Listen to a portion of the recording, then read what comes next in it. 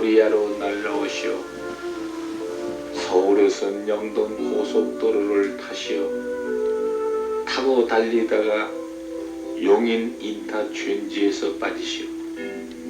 빠져선 국도 45번을 남으로 달리시오.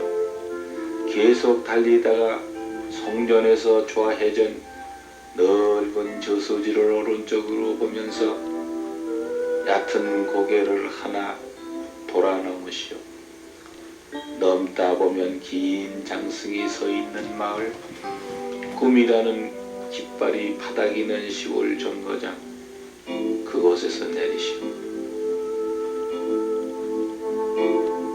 난실리.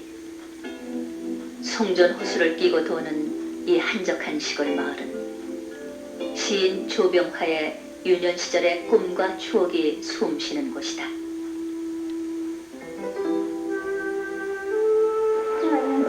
참 멀리 오셨습니다. 어떻게 이렇게 오셨어?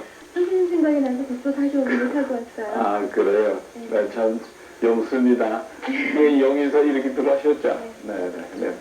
반갑습니다. 정말 집이 아름답네요. 그래요? 집은 언제 주셨어요? 1962년에 어머님이 잡고 오시고 그 다음 해 1963년 한식날 성묘에 왔다가 어머님 옆에다가 묘막을 하나 제사 지낸, 그래서 제사 지내는 조그만한 집으로 지기 시작한 것이 저거예요. 저기 이걸 지을 때 여름방학인데 하얀 구름이 푸른 하늘을 지나가길래 내 인생도 저렇게 지나가는 조각구름이 아닌가 이렇게 생각을 해서 저 집 이름을 조각구름의 집 편운제라고 이름을 지어놨는데 가만히 지어놓고 보니까 괜찮아요. 시인의 집 이름 같아서. 그래서 호도 나이도 들고 그래서 호도 편운이라고 다른 사람이 부르기래. 시인은 지금 이곳에서 조각구름을 벗삼아 그의 삶과 문학을 정리하고 있다. 그의 생각은 편운제에서 내려다 보이는 마을 한가운데 있다. 근데 이게 내가 살던 집, 내가 낳은 집인데 살기도 하고. 근데 지붕이 다 이제 박 대통령 때 개량운동이 나가지고 이렇게 이제 볼상 없이 됐지만은 초가집으로 있어. 그리고 이제 여기는 큰 대문이 있더랬어요. 여기서 이제 태어나서 8살까지 살다가 서울로 이사를 갔는데 바로 태어난 장소가 바로 여기입니다. 여기 이제 문짝만 남았거든요.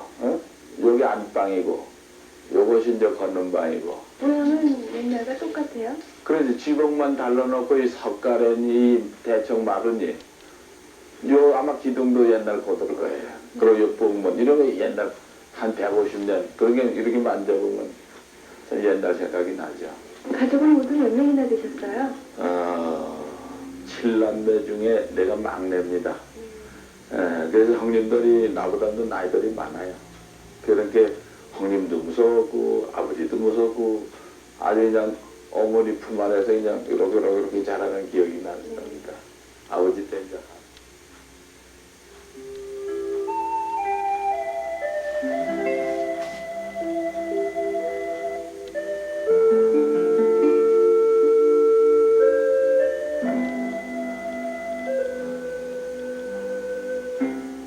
미동 국민학교에 편입한 것은 조병화가 10살 나던 해이다. 그의 어머니는 아들의 교육을 위해 서울로 이사했다. 그는 육상과 공부 모두에 탁월한 학생이었다. 서울 사대부고의 전신인 경성사범학교에 진학한 조병화는 미술, 육상, 수학, 물리 등에서 뛰어난 재능을 나타냈다. 특히 그의 럭비 실력은 중등부 조선 럭비 대표로 일본의 원정 경기를 다녀올 정도였다. 수학과 물리를 좋아하고 휘리 부인전에 특히 감동한 그는 이과계통 학교에 진학할 것을 결심하고 일본의 명문 동경고사 이과에 입학한다. 동경고사에서 조병화는 럭비와 학업 때문에 동경 시내를 구경조차 못해볼 정도로 바쁜 나날을 보낸다. 물리학자로서의 꿈을 키워가며 그는 슈바이처와 로망 롤랑의 베토벤전에 심취했다. 그러나 조병화에게 가장 큰 영향을 준 사람은 누구보다도 그의 어머니였다.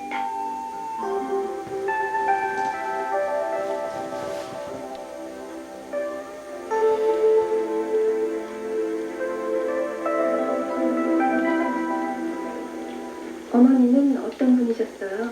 그냥 평범한 이조 말에 뭐 여성이라고 보시면 되겠어요. 이 난실리에서 가까운 마을에 이 산골 처녀였었죠 그때.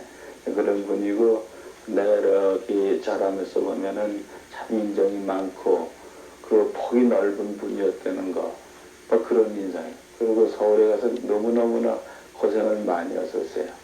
그리고 하나같이 그 형제들에게 골고루 뭐 다른 어머님들도 마찬가지겠지만 상의를 다 하신 분이로서 이런 말할 수 있는 고마움을 느끼죠.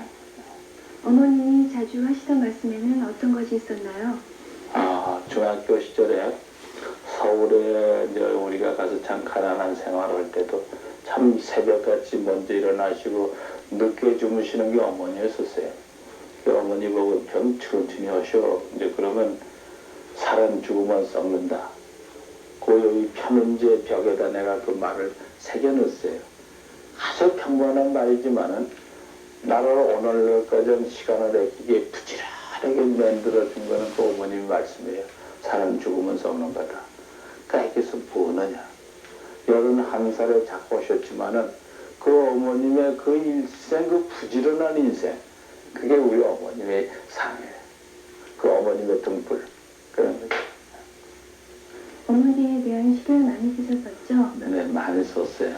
근데 어머님이 자꾸 지금 직후는 너무 허전해서 내 스스로와 어머니의 관계를 볼 때 참 어머님이 행동으로 남기신 말, 참 그런 게 많아요.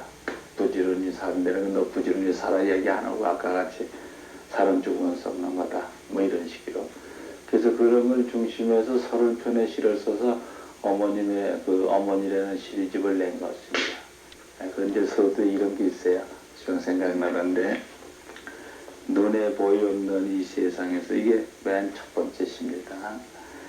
눈에 보이없는 이 세상에서 눈에 보이지 아니하옵는 저 세상에 훅 떠나신지온 수삼년 당신의 말씀 그 목소리 너 뭐 그렇게 생각하니 그저 사는 거다. 그냥 사는 거다. 슬픈 거 기쁜 거 너대로 다 그냥 사는 거다. 잠깐이다. 바람이 불고 눈이 내리고 눈에 보이없는 이 세상에서 눈에 보이지 아니하옵는 저 세상에 훅 떠나신 지 온 수삼년 당신의 목소리 그 말씀 너 뭐 그렇게 혼자서 사는 거다. 그냥 사는 거다. 슬픈 거 기쁜 거 다 너대로 그냥 사는 거다. 그게 세상 잠깐이다. 이러한 말하자면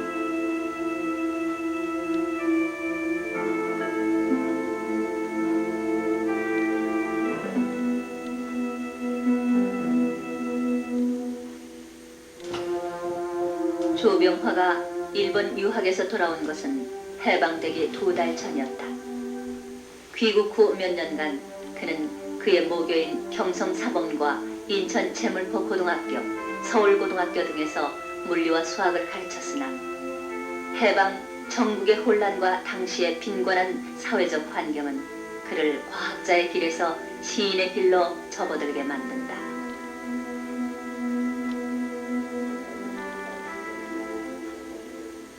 경성사범학교 물리화학실에서 근무하다가 해방되니까 군정청이 이제 시작이 됐죠.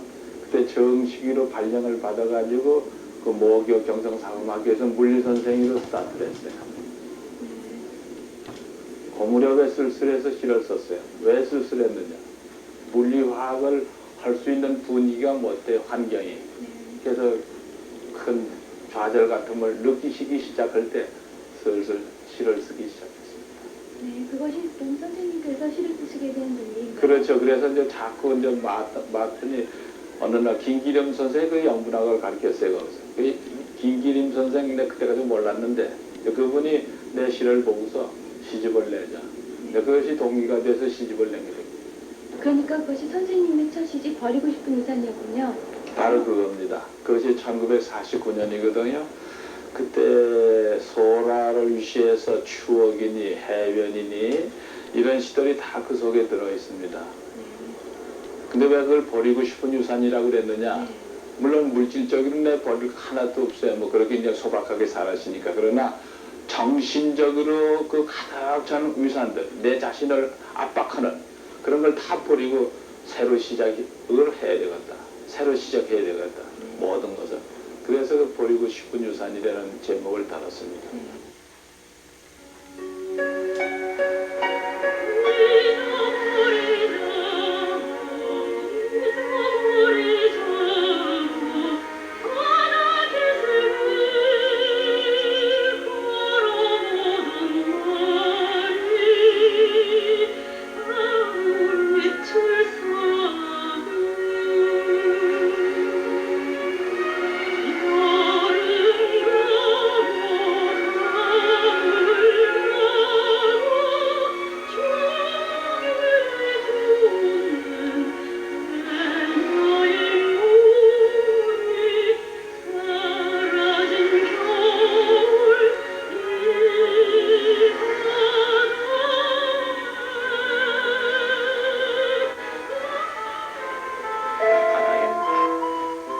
소라 저만이 허무한 희망에 몹시도 쓸쓸해지면 소라는 슬며시 물속이 그립답니다. 해와 달이 지나갈수록 소라의 꿈도 바닷물에 구덕한답니다. 큰 바다 기슭엔 온종일 소라 저만이 외롭답니다.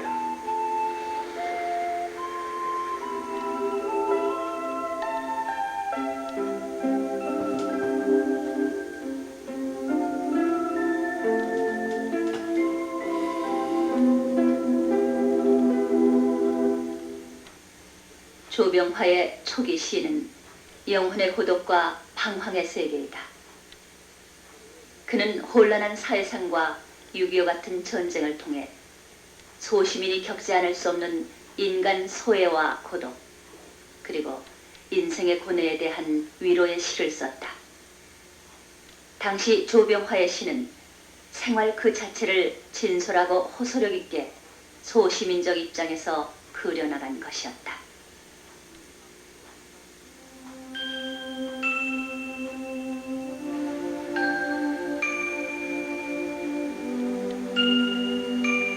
고독하다는 것은 아직도 나에게 소망이 남아있다는 거다. 소망이 남아있다는 것은 아직도 나에게 삶이 남아있다는 거다. 삶이 남아있다는 것은 아직도 나에게 그리움이 남아있다는 거다. 그리움이 남아있다는 것은 보이지 않는 곳에 아직도 너를 가지고 있다는 거다. 잔인하도록 쓸쓸히 사는 거다.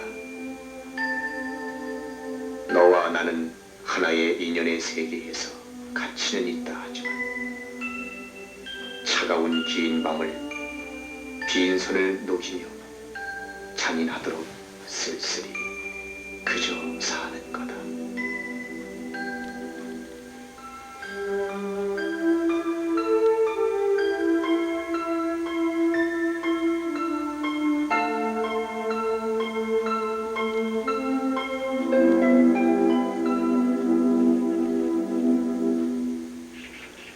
선생님, 호수에 안개 기니까 참 좋은데요. 아주 좋죠. 아주 아름다워요. 내 그림 같아요. 네, 여기는 자주 나오세요? 여기 우리 마을의 명소거든요. 이 정식 이름은 송정 저수지인데 적적한 데 나가면 이 풍경이 참 뭔가 소재가 많이 돼요. 호수에 대한 시를 쓴 것도 많이 있고, 근데 오늘 이렇게 안개가 많이 긴 시각에 나오긴 처음이지만 참 아름다워요. 안개가 왜 아름다우냐? 네. 뭔가 이렇게 아련히 감춰진 것 같은 게 있어가지고 말이야. 보일 듯 보일 듯 그런 그 보이지 않는 존재 같은 것들이 그런 안개 속에 이렇게 끼어있네. 우리는 그 보이지 않는 존재를 찾아가는 나그네들 같아. 네. 아, 선생님시에 네. 안개로 가는 길도 있던데요. 그게 이제 내 인생론이에요. 네. 우리들이 살아온 이 연대를 보면은 참 불투명한 그런 안개를 살아온 것 같아요. 뭐 경제학적인 그 용어로는 불확실한 무슨 현 시대다 이런 얘기 쓴 게 있는데, 그걸 시적으로 얘기한다면, 문학적으로 철학적으로 얘기한다면 안개예요. 보이지 않는 아주 불안한. 우리 한국에서는 뭐 유송한적 젊으니까 그렇지만 우리 연대가 살아온 연대가 그렇게 참 불안한 안개, 항상 사건이 터지고 그러한 그 불안한 안개와 그리고 내 꿈 같은 걸 더듬어서 사는 더듬 안개 속을 헤쳐가는 그런 그 인생을 살아오고, 또 내 현재도 이렇게 참 꽉 차 있는 뭔가 그 보이지 않는 그 존재의 세계를 더듬어 가는, 그래서 그 안개라는 걸 많이 쓰고 있어요. 내 머릿속에 가득 있는 시가 하나 있어요. 헤르망 헤세의 안개라는 시예요. 고등사범학교 때 이제 제2 외국어를 독일어 배우거든요. 그때 그 읽은 시인데 그렇게 아름다울 수가 없어요. 우리말로 그 기억나는 것만 외면은 이렇게 돼요. 안개 속을 걸어간다. 참 이상도 하다. 돌도 혼자고 나무도 혼자고 사람들도 혼자고 모든 것이 혼자구나. 이제 이렇게 전개를 해놓고 헤세가 이야기하고 싶은 건 산다는 것은 고독한 것이다 이런 게 나와요. 그 청년 시절에 산다는 것은 고독한 거야. 레벤 이스트 안섬사인가 이렇게 나와요. 그 말이 어떻게 그냥 가슴에 와닿는지 참 그렇다.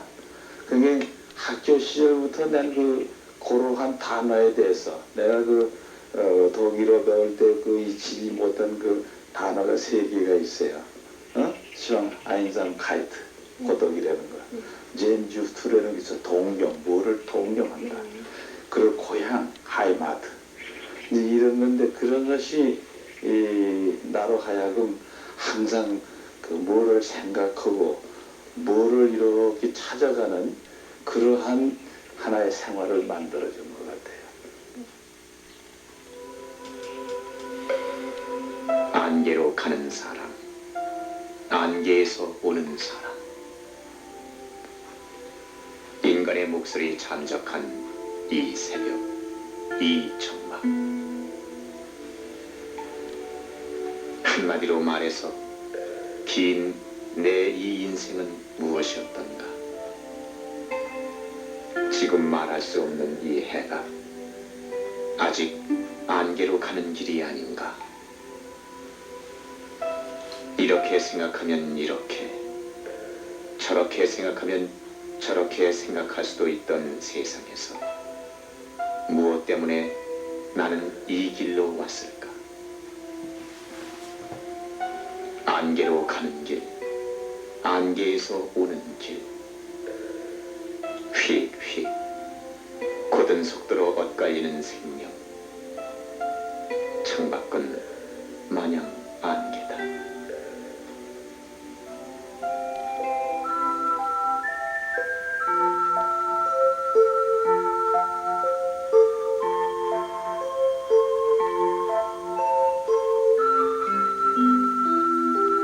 이름도 원하고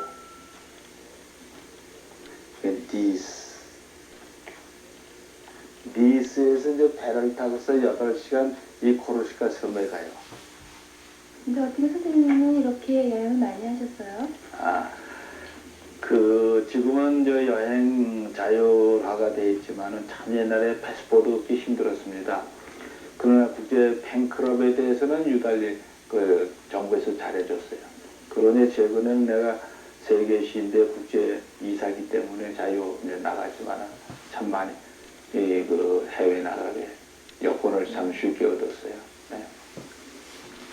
내 나의 여행 철학을 얘기한다면 중학교 시절에 이 세상에 왜 내가 나왔느냐. 그럴 때 이왕 나왔으니까 많이 이 세상을 살다 가자. 이 세상을 많이 사는 방법은 두 가지가 있다. 눈에 보이는 세상을 많이 여행하는 것, 눈에 보이지 않는 세상을 서적을 통해서 많이 여행하는 것. 그걸 일관해서 지켜온 내 인생. 언젠가 인간은 죽는다는 거야. 죽어서 떠날 때 후회 없이 사는 길은 뭐냐. 지구를 많이 여행했다는 그런 그 하나의 체념과 이제 막 더 볼 게 없다. 근데 독서를 통해 가지고 상생의 여행이 저도 계속되지만은 무진장이죠.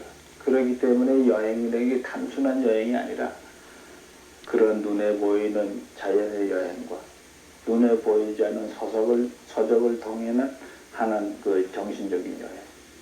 그걸 지와 일생을 그걸 살고 있습니다. 지금 현재도 시를 계속 쓰는 이유는 그런 여행이 계속되기 때문에 여행이 계속됩니다. 그의 여행 소묘집은 각국의 인상 스케치이다. 태양의 맑은 시간 속에 여신의 피부 같은 돌들의 기둥.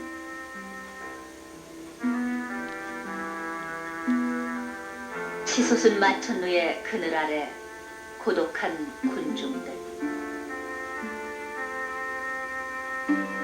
지나는 배를 인도한다는 바위 위의 소녀. 여기는 유럽의 끝. 가슴 태우던 세월. 세월 떠나면 그뿐. 호수에 구름이 간다. 괌은 아직도 원시가 잠든 젊고 푸른 섬이다.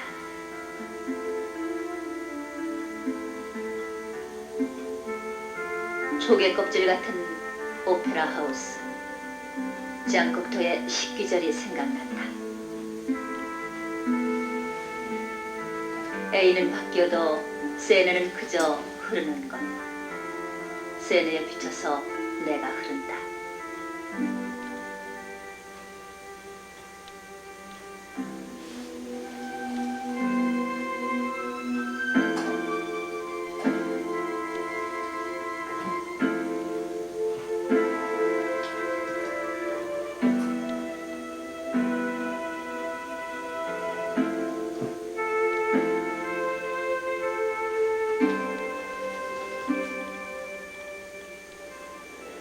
선생님이 즐겨 그리시는 소재는 무엇인가요?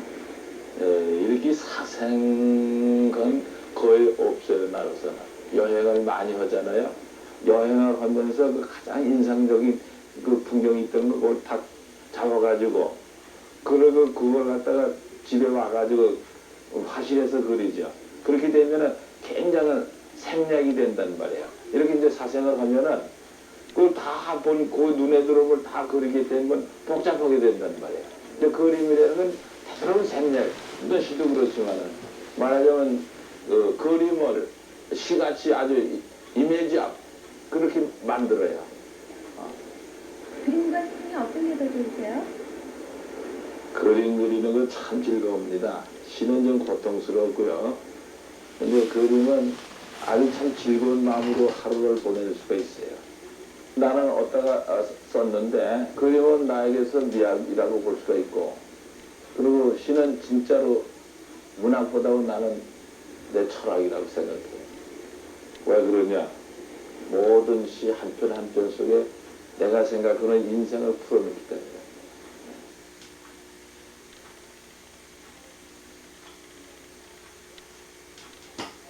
선생님께서는 왜 시를 쓰세요? 한마디로 얘기하면요, 내 영혼의 구원, 정신의 위안, 정신의 건강을 위해서 쭉 시를 쓰고 있습니다. 네. 선생님께서는요, 책을 32권이나 낸 걸로 알고 있는데요. 어떻게 이렇게 많이 쓰실 수 있으세요? 그 정신의 위안이라고 아까 말씀했죠. 그러한 불안한 뭔가 안정된 정신을 가라앉히기 위해서 이게 진짜 그렇습니다. 정신의 건강을 위해서 내가 실은 그렇게 많이 썼어요. 또 인생 그 자체를 상대로 하기 때문에 긴 인생 그냥 사는 그 자체가 어려워요. 그렇기 때문에 그렇게 많이 나온 것 같아요. 시는 주로 언제 쓰세요? 나는 내 인생을 언제나 이 제대로 만든 테마로 소재로 삼기 때문에 지금도 시방 대화하고 있잖아요. 그게 뭔가 이미지로 확 들어갈 때 컴퓨터처럼 머리에 들어가면은 그게 오래 한 며칠 걸러가지고 이렇게 언어로 몇 개 나올 때 대충 아침에 아침 시간에 많이 쓰죠. 조금 메모해뒀다가. 선생님 시에 대해서는 스스로 어떻게 생각하세요? 그거 대단히 어려워요. 근데 우선 내가 만족을 느끼는 거, 그런 기쁨을. 근데 그것이 내가 내 시에 대한 하나의 평가라고 볼 수가 있죠. 근데 나는 시를 쓰는 게 아니라 사실은 철학을 쓰고 있어요. 근데 왕왕 나에게 평은 참 쉽게 쓴다 그 사람. 이런 얘기 많이 들었지만은 언어는 쉽지만은 내용에서는 대단히 나들은 철학선을 띄고 있기 때문에 다른 사람이 뭐라고 그러든 간에 우선은 내 인생을 살아가는데 힘이 되는 내용이 들어있으면 그걸 만들어요. 그게 내 시에 대한 내 스스로의 평가입니다.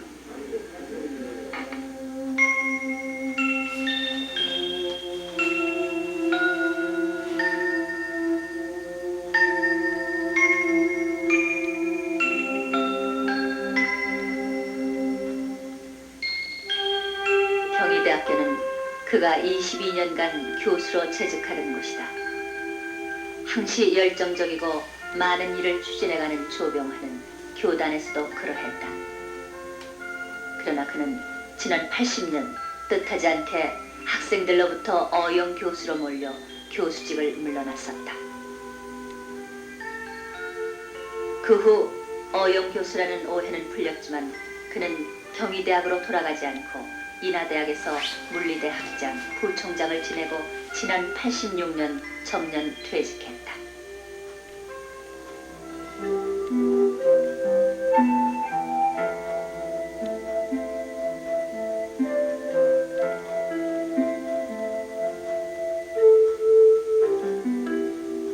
아침 8시 해화동 토박이로 40년 넘게 살아온 그는 연희 때와 마찬가지로 오늘도 그의 사무실로 나간다.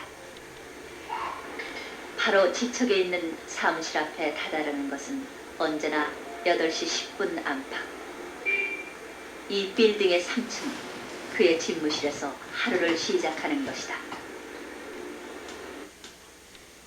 비좁으나마 가득한 시집과 그림으로 넉넉한 공간에서 그는 꿈을 잃지 않으면서 삶을 노래하고 죽음을 예비하면서 사랑을 노래하고 이별을 예비하면서 만남을 노래한다.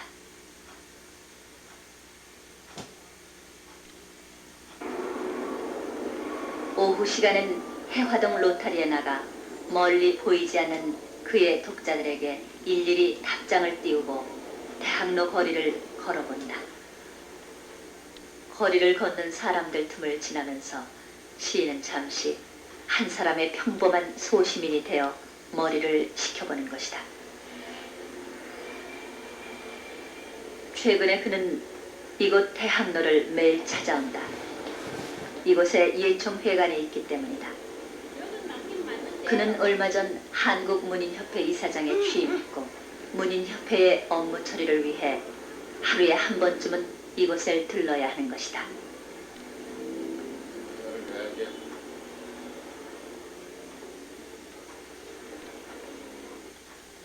사무실에서의 그는 잠시 발송되어 온 우편물을 확인해 보기도 하지만 그에게 가장 즐거운 시간은 역시 시인을 만나는 때이다.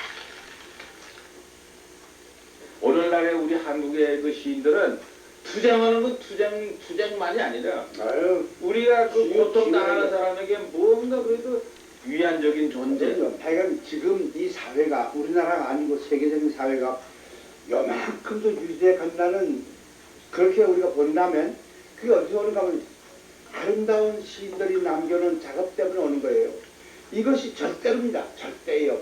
시라는 건 역시 우리 정신 문제지. 그럼요. 물론 현실이라는 게 중요하지. 그러나 현실을 얼마큼 우리가 영원히로 끌고 가느냐가 문제고, 누구나 이 고통을 느끼지 않은 사람은 어떻게? 그럼요. 네. 우리 박생희 씨가 이번에 그 현대문학 2월호에 나온 시 감가에서 너무 멋있어. 우리 그때 절반만에 잡힌 미남은 아니라 근데 부인보다는 이 우리 박생희 진짜 부인 진짜로. 시인은 불빛이다. 시대의 어둠을 밝히는 지성의 불빛이다. 시인에게 있어 삶은 밤길을 걷는 것 같은 고독하고 긴 여행이다. 떠나고 머물고 만나기 위해 헤어진다. 오늘 하루도 그는 떠나고 만나고 얘기했으나 늘 돌아오는 길은 혼자였고 어두웠다. 시인은 이슥한 밤 시간에 자신의 영혼과 마주 앉는다.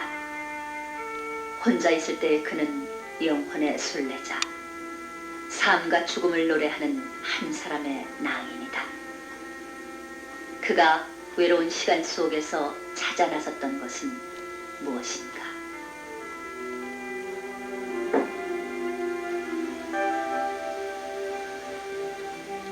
잊어버려야만 한다.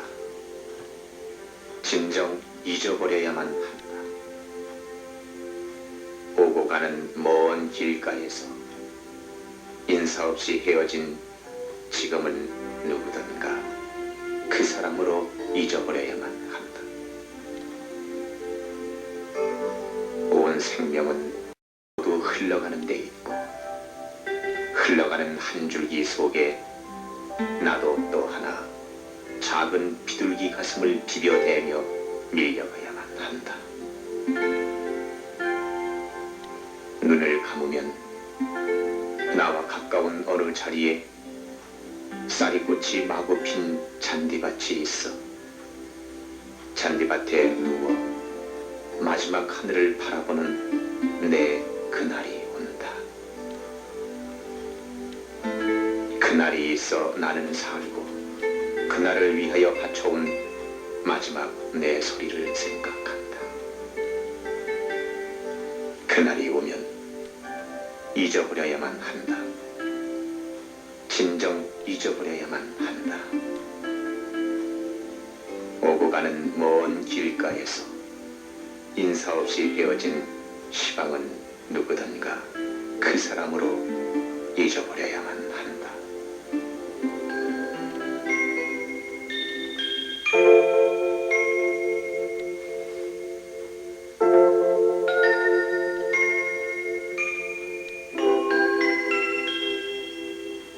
네.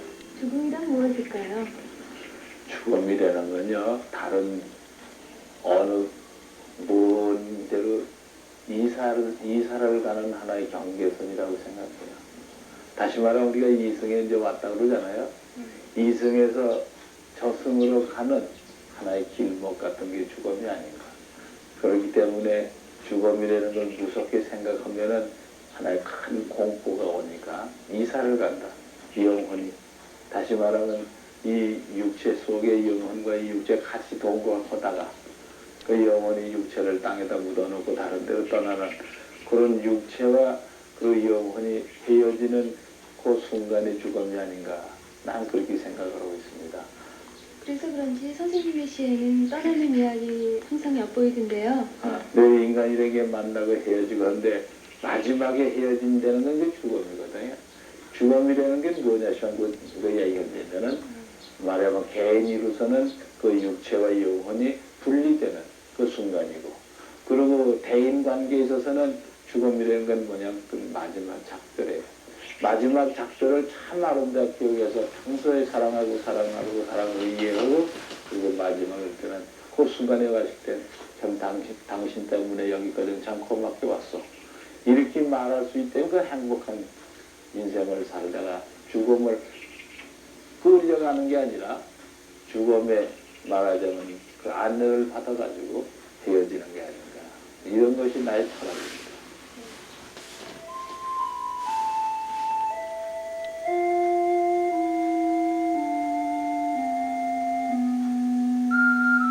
헤어지는 연습을 하며 사세. 떠나는 연습을 하며 사세. 아름다운 얼굴, 아름다운 눈, 아름다운 입술, 아름다운 목, 아름다운 손목.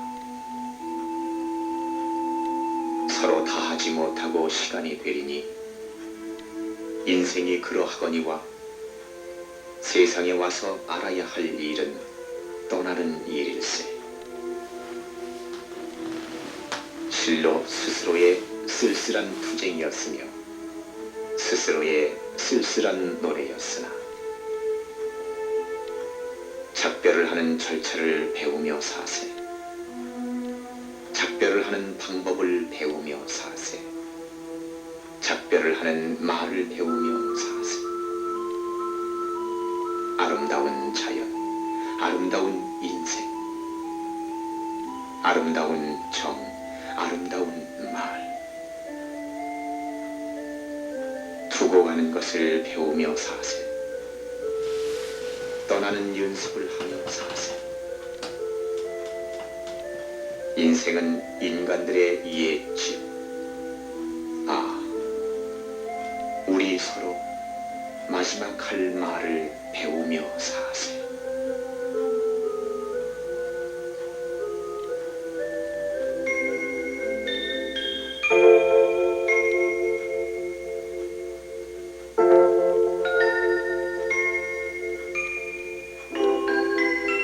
초기 시집 하루만의 위안에서부터 최근의 32번째 시집 외로운 혼자들에 이르기까지 쉬운 낭만의 언어로 많은 시를 써온 조병환은 폭넓은 독자층을 가지고 있다.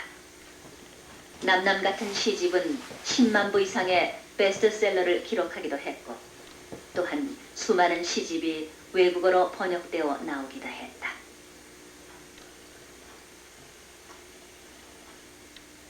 자꾸 어려운 표현으로만 기울어져가는 요즘 시의 추세 속에서 시의 참다운 멋을 꿋꿋하게 지켜가고 있는 귀한 존재다.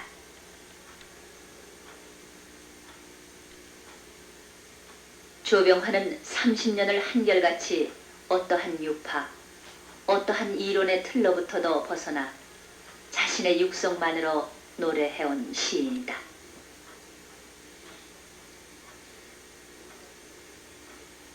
시인의 개성이 독자의 보편성에 밀착되는 좋은 본보기를 실현했다.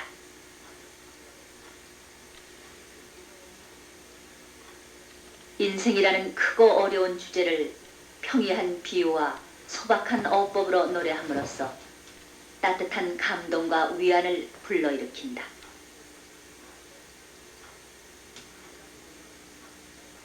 조병화의 비범성은 말하듯이 글을 쓰면서도 그것이 결국은 시가 된다는 사실에 있다.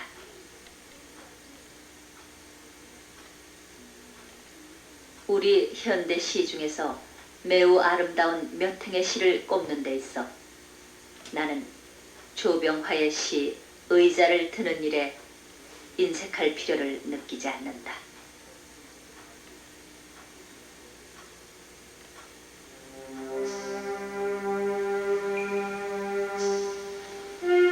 지금 어둠에쯤 아침을 몰고 오는 분이 계시옵니다. 그분을 위하여 묵은 이 의자를 비워드리지요. 지금 어둠에쯤 아침을 몰고 오는 어린 분이 계시옵니다. 그분을 위하여 묵은 이 의자를 비워드리겠어요. 먼 옛날 어느 분이 내게 물려주듯이 지금 어둠에쯤 아침을 몰고 오는 어린 분이 계시옵니다. 그분을 위하여 묵은 이 의자를 비워드리겠습니다.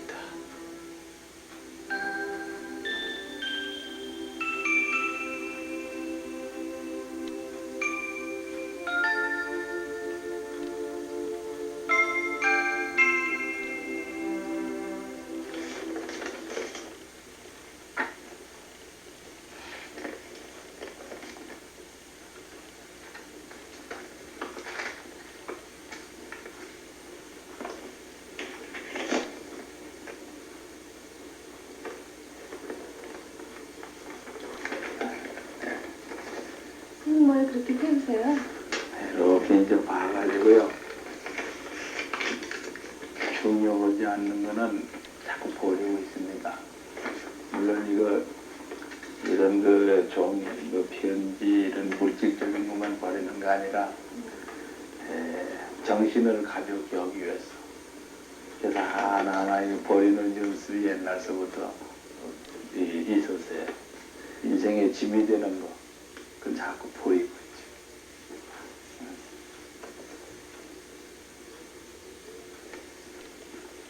선생님, 저 그림 속의 수식은 무엇인가요?